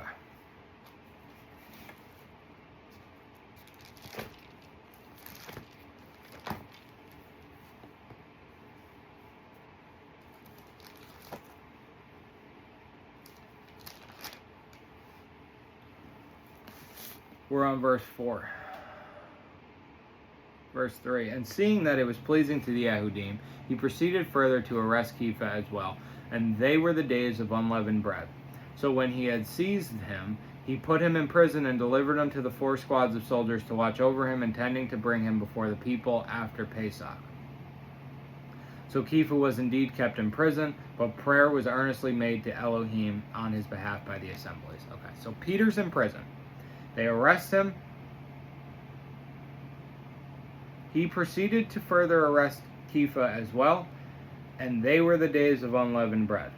Okay, so this is not necessarily a single day. They were the days of unleavened bread. About the days of unleavened bread, Peter gets arrested. This whole, in Exodus 12, we saw that on that same day,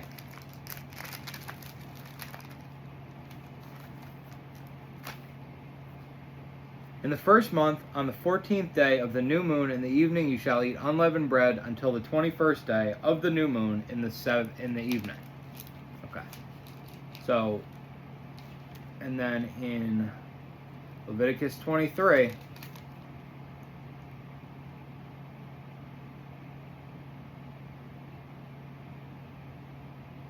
in the first new moon on the 14th day of the new moon between the evenings is the Pesach to Yahweh. And on the 15th day of this new moon is the festival of Matzah to Yahweh. 7 days you eat unleavened bread. Okay? And then in Deuteronomy 16.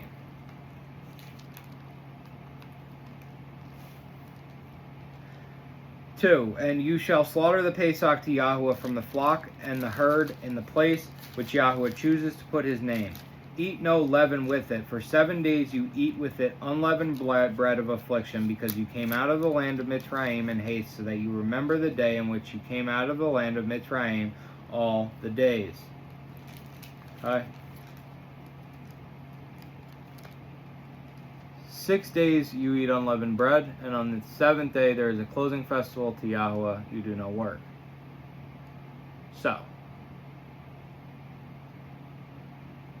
how does all this come true? Because this, for people, is like, well, you got the 15th day and the 14th day and 6 days and 7 days. And so what's happening here is that the most concise instruction is from the 14th day to the 21st day. That's 7 days. The first day is the Pesach. The 15th, the second day, which is actually the 15th of the new moon, is the unleavened, is the days of unleavened bread, because you've got all the days, even on the Pesach, you eat the unleavened bread. So it actually starts on the Pesach. So the reason that this says they were the days of unleavened bread and to bring him before the people after the Pesach is because they are one. They're one unit. The days of unleavened bread don't happen without the Pesach, and the Pesach happens in the days of the unleavened bread. Okay? So the unleavened bread is eaten from the 14th to the 21st. The Pesach is on the 14th. 6 more days you eat unleavened bread. This is all, which is the one that actually calls it the Festival of Unleavened Bread? I think that it's Exodus 12. And you shall guard the festival of Matzah, for on this same day I brought your divisions out of the land of Mitzrayim, and you shall guard this day throughout your generations, an everlasting law.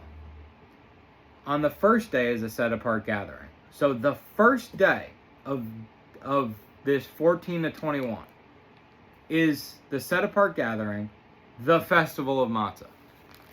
All cumulatively, this whole 7 days is the days of unleavened bread. Matzah is unleavened bread. Okay? So do you see how Pesach, unleavened bread, they are the the works are not necessarily one and the same, but cumulatively, it's like saying, like,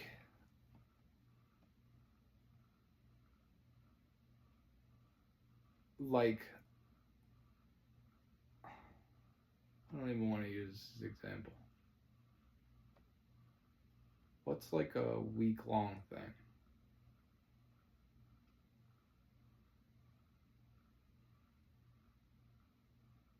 The holidays. It's like when people say the holidays, out after the holidays. Well, we know that they're talking about I hate this. I hate that I have to do this. Christmas and New Year's. Christmas is not a holiday of Yahweh or Yeshua. But broadly speaking, somebody could say after the holidays, and you know that it'll be into next year. If somebody says after Christmas, you know they're probably not doing it on the 26th, 27th, 28th, 29th, or 30th, and they definitely ain't doing it on New Year's. So similarly, the phrasing is used Pesach, Days of Unleavened Bread. This was written Easter, and I guess I should have just used the Easter, because I was going to say Lent and Good Friday, but that's so not even, it's not the same. I'm talking about idioms here. I'm talking about phrasing that Luke would use to write this. It's not Easter. So even though Herodotus celebrated Easter and may have had allegiance to Easter, he wasn't killing Peter after Easter. I'm sure it would have delighted him to sacrifice Peter to Ishtar. I'm certain that Herodotus would have loved that, okay?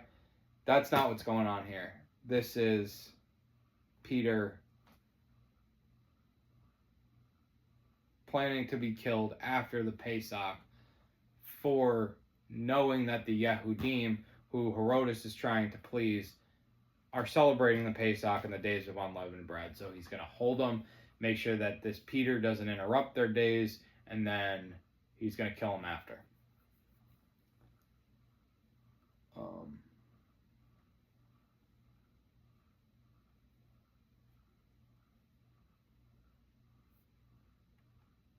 Okay, so Kepha was kept in prison, but prayer was earnestly made to Elohim on his behalf by the assembly.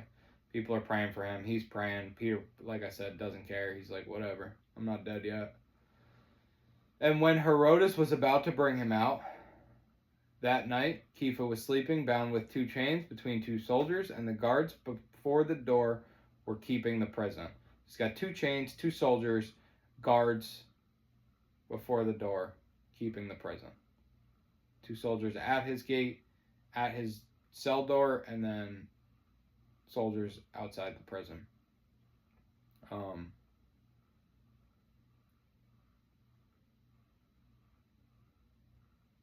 When Herodotus was about to bring him out.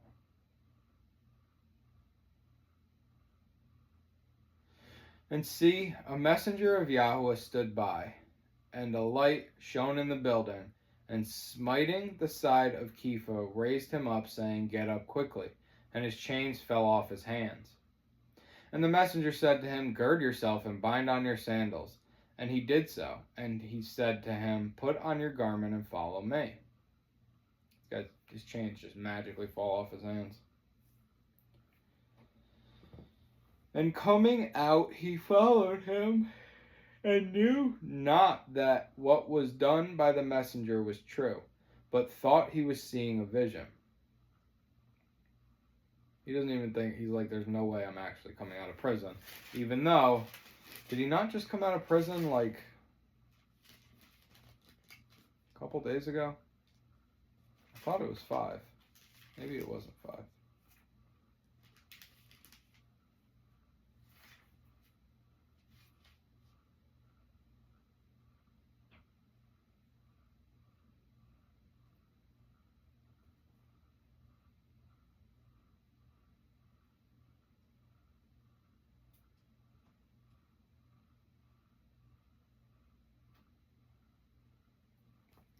5:17. But the high priest rose up, and all those with him, which is the sect of the Sadducees, and they were filled with jealousy, and seized the emissaries and put them in the public jail. But a messenger of Yahuwah opened the prison doors at night and brought them out, and said, Go and stand in the set-apart place, and speak to the people all the words of this life. Now when they heard, they went into the set-apart place early in the morning, and were teaching. But the high priest and those with him came and called the council together with all the elders of the children of Israel, and sent to the prison for them to be brought. But having come, the officers did not find them, and they went back and reported it, saying, We found the prison shut in all safety, and the watches standing outside before the doors. But having opened them, we found no one inside. And as the high priest and the captain of the set-apart place and the chief priests heard these words, they were puzzled and wondered what this might be. But one came and reported to them, saying, Look, the men whom you put in prison are standing in the set-apart place and teaching the people. Then the captain went with the officers and brought them, not with force, for they feared the people, lest they should be stoned. And having brought them, they set them before the council, and the high priest asked them, saying, Did we not strictly command you not to teach in this name? And look, you have filled Jerusalem with your teachings, and intend to bring the blood of this man upon us. And Kepha and the other emissaries answering said, We have to obey Elohim rather than men. The Elohim of our fathers raised up Yeshua, whom you laid hands on, hanging him on a timber. Him, a prince and a savior, Elohim has exalted to his right hand, to give repentance to Israel and forgiveness of sins. And we are his witnesses to these matters, and so also is the set-apart Spirit, whom Elohim has given to those who obey him. And those hearing were cut to the heart and took counsel to kill them. But a certain one in the council stood up, a Pharisee named Gamaliel, a teacher of the Torah, respected by all the people, and ordered them to put the emissaries outside for a little while, and said to them, Men of Israel, take heed to yourselves what you intend to do to these men. Okay, so they've already gotten out of prison. Peter's obviously one of them, because Peter is the one who speaks here. Peter just did this whole vanishing act already. By a messenger of El.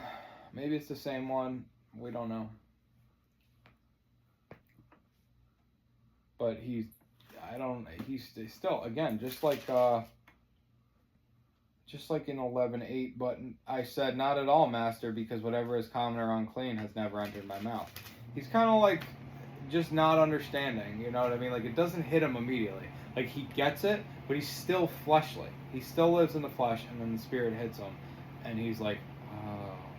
And when they had passed the first and the second guard posts, they came to the iron gate that leads to the city, which opened to them by itself, and they went out and went down one street, and the messenger instantly withdrew from him.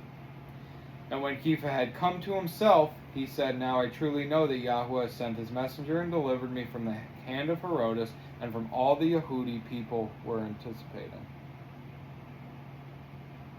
And from all the Yehudi people were anticipating. Okay. It doesn't click until the messenger leaves him. And when Kepha had come to himself, Now I truly know that Yahuwah had sent his messenger and delivered me from the hand of Herodes, and from all the Yehudi people were anticipating. And having realized this, he went to the house of Miriam, the mother of Yohanan, who was also called Marcos, where many had gathered to pray. Yohanan, possibly the one killed with the sword, possibly, I have no idea.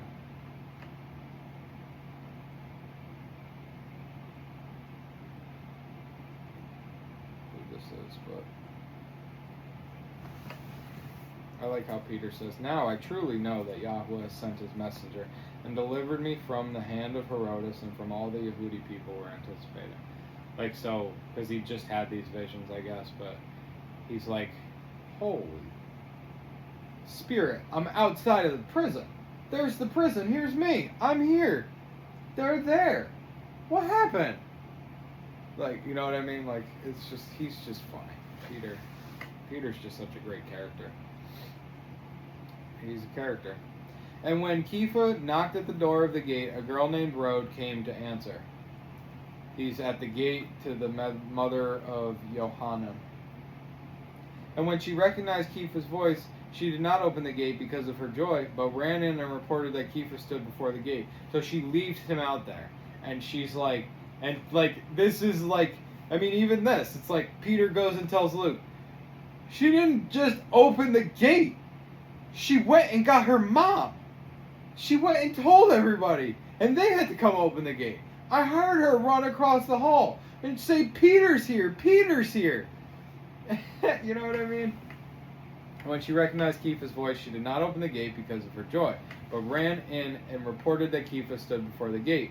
And they said to her, you are mad. But she kept insisting that it was so, and they said, it is his messenger. No, you're crazy. He's in jail. No, seriously, it's Peter, it's Peter. It's his messenger. No, it's Peter. And Kepha continued knocking, and having opened, they saw him and were amazed. Like, come on. How funny is this? You know what I mean? We don't get too much humor, but stories like that are, like, few and far betweenly funny.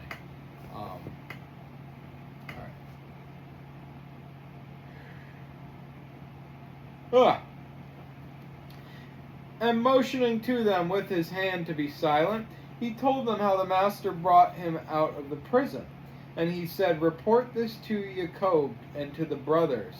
And he left and went to another place. So this is another Jacob. Possibly, I don't know. I have no idea. Everybody's got the same name. Shimon, Yohanan, Jacob. We have our first Marcos. Fortunately, Kepha's got his own name. And Cornelius is pretty unique. But there's 3 different Simons. How many people... Oh, all the people with Stephanos were uniquely named. There's a couple Phillips. Okay. So, I got nothing. Interesting that he would be at the house of the mother of Yohanan and telling them to report it to Jacob, as verse 2 says he killed Jacob, the brother of Yohanan, with the sword. So maybe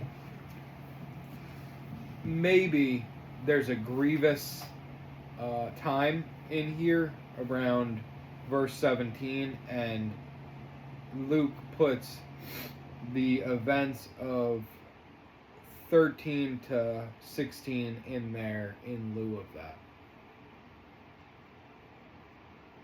for a happy remembrance. See, was that perfect. Now when the day came, there was no small stir among the soldiers about what had become of Kepha. It was no small stir. Probably it was chaos. They're like, we're dead. I wonder if this is said at all better.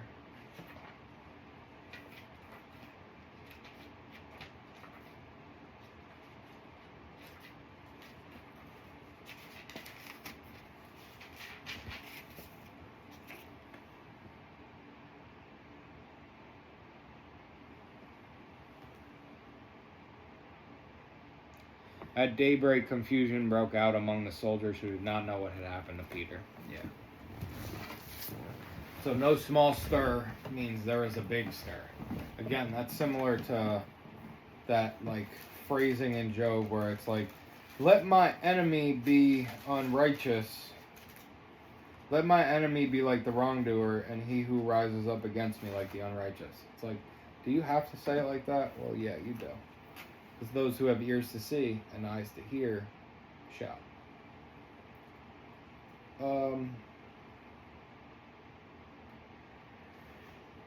Excuse me. And when Herodes had searched for him and did not find him, he examined the guards and ordered them to be led away. And he went down from Yehuda to Caesarea and stayed there. So, led away is pretty much to the rock pile. Pretty much that they're going to be killed. He examined the guards and ordered them to be led away. he basically interviews them. He interrogates them. He makes sure they weren't sleeping or drunk, and he says, either you were in on it or you were too stupid to see what was going on. Either way, you can't be here. And he went down from Yehuda to Caesarea and stayed there. Now he's embarrassed. Now the king doesn't even want to be in Yehuda. Now Herodes had been highly displeased with the people of Sor and Sidon. Subject change. But with one mind they came to him, and having made Blastus the sovereign's eunuch their friend, they were asking for peace because their country was supplied with food by the sovereign's country. So Sor and Sidon pissed Herodes off. Herodes, likely the sovereign of Rome. There's many Herods, because generationally, Yeshua is chased by King Herod. I want to say the second, but that could just be.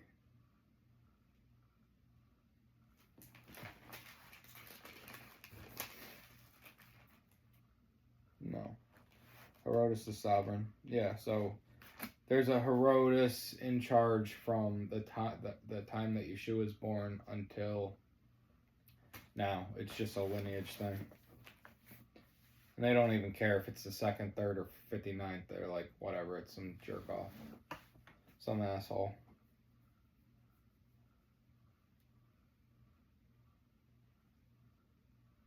Because their country was supplied with food by the sovereign's country. Herodes has given these guys food. They make friends with the eunuch, the sovereign's eunuch, and they start asking for peace. It's interesting that that's in there. And on an appointed day, Herodes, having put on his royal clothes, sat on his throne and gave an address to them. Now he addresses them. And the people kept shouting, "The voice of a mighty one and not of a man."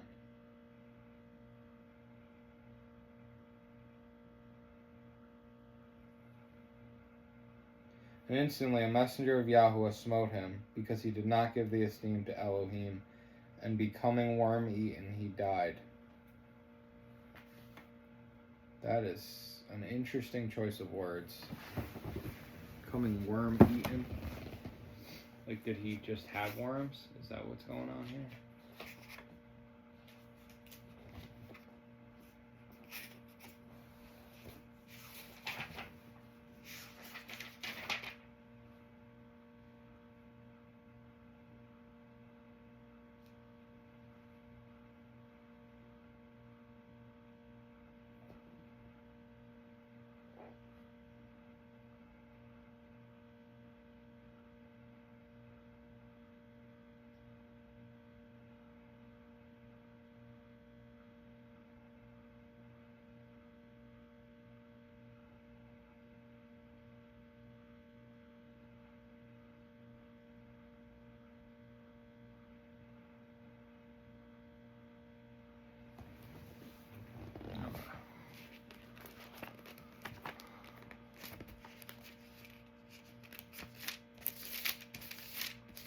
So,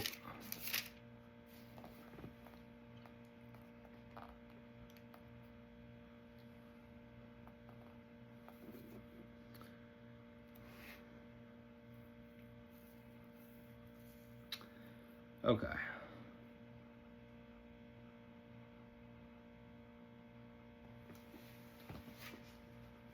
So, interestingly, what I was seeing here was, is he actually eaten by the worms?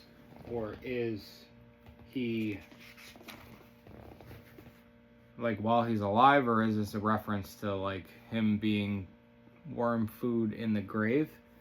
No, all three translations have him being eaten by worms while he's alive. So, and the people kept shouting, "The voice of a mighty one and not a man." On an appointed day, Herodes, having put on his royal clothes, sat on his throne and gave an address to them. Now, if I'm correct, which I believe I am,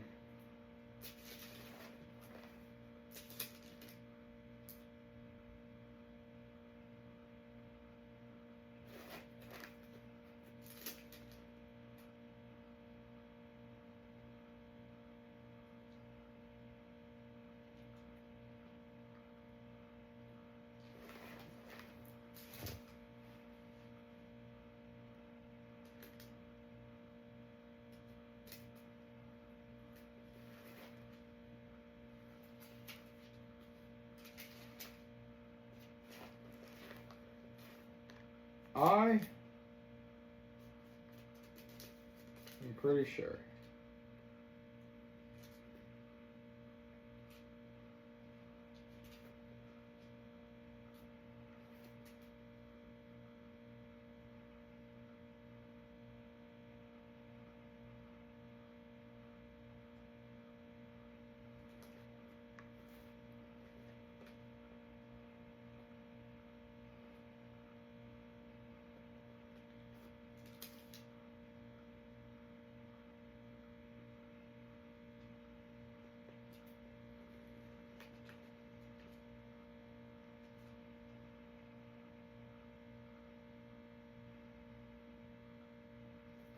Therefore say, thus said the Master Yahweh, although I have sent them far off among the nations, and although I have scattered them among the lands, yet I was for them a set-apart place for a little while in the lands which they came.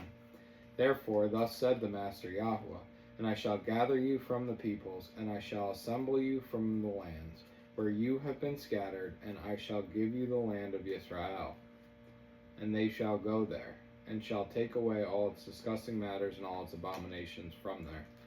And I shall give them one heart, and put a new spirit within you.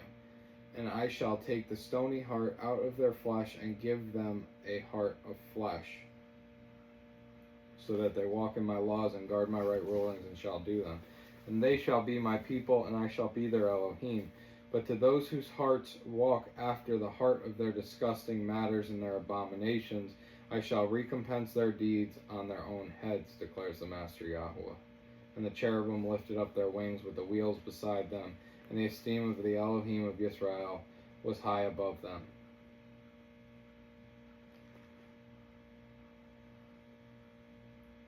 And the cherubim lifted their wings and rose from the earth before my eyes when they went out. The wheels were beside them, and it stood at the door of the east gate of the house of Yahweh, and the esteem of the Elohim of Israel was above. It was the living creature I saw under the Elohim of Israel by river Kabar, and I knew they were cherubim. Each one had 4 faces, and each one 4 wings. And the likeness of the hands of a man was under their wings. And the likeness of their faces was the same as the faces which I had seen by the river Kabar. Their appearances and themselves, each one went straight forward.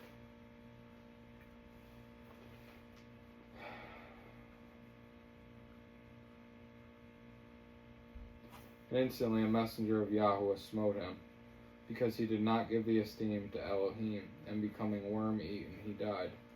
And the word of Elohim went on growing and spreading. And Barnabas and Shaul returned from Jerusalem, having completed the service, and having taken with them Yohanan, who was also called Marcos.